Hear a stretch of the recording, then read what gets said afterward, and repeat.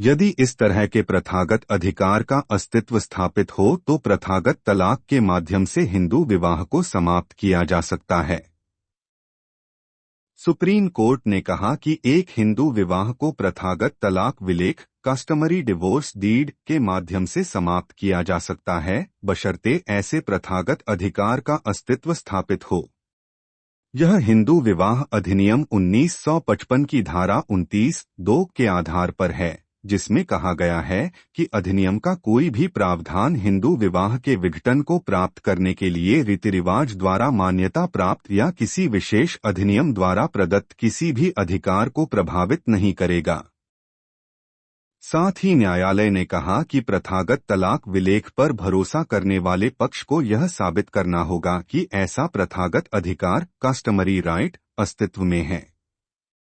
ऐसे प्रथागत अधिकार के अस्तित्व के संबंध में न्यायालय के समक्ष एक विशिष्ट दलील होनी चाहिए और इसे साक्ष्य के माध्यम से स्थापित किया जाना चाहिए।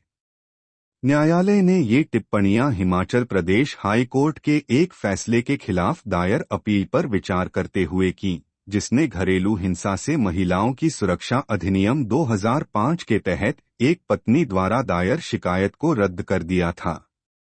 हाई कोर्ट ने एक कथित प्रथागत तलाक विलेख पर भरोसा किया, जिसे पति ने अदालत में पत्नी द्वारा दायर डीवी एक्ट की शिकायत रद्द करने के लिए पेश किया था। हाई कोर्ट के आदेश को चुनौती देते हुए पत्नी ने सुप्रीम कोर्ट का दरवाजा खटखटाया।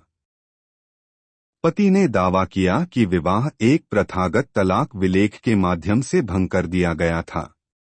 सुप्रीम कोर्ट ने कहा कि तलाक के लिए प्रथागत अधिकार का अस्तित्व एक तथ्य का प्रश्न है, जिसे एक मुकदमे में सिविल कोर्ट के समक्ष स्थापित किया जाना है। कोर्ट ने कहा, यह मुद्दा कि क्या पार्टियां उस प्रथा द्वारा शासित होती हैं जिसके तहत 1955 अधिनियम की धारा 11 और 13 का सहारा लिए बिना तलाक प्राप्त किया जा सकता है, मूल रूप से तथ्य का प्रश्न है, जिसे विशेष रूप से प्रस्तुत करने और ठोस साक्ष्य के माध्यम से साबित करने की आवश्यकता है। इस तरह के प्रश्न का निर्णय आमतौर पर केवल सिविल कोर्ट द्वारा ही किया जा सकता है।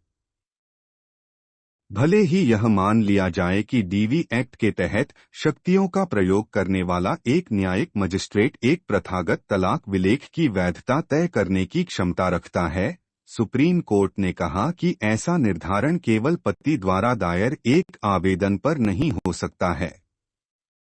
न्यायालय ने कहा कि पति का दायित्व है कि वह अपनी दलीलों में उचित आधार रखे और लंबे समय से चली आ रही प्रथा को साबित करने के लिए त्रुटिहीन सबूत पेश करे और फिर यह स्थापित करे कि प्रथागत अधिकारों का सहारा लेकर उनकी शादी वैध रूप से समाप्त हो गई थी।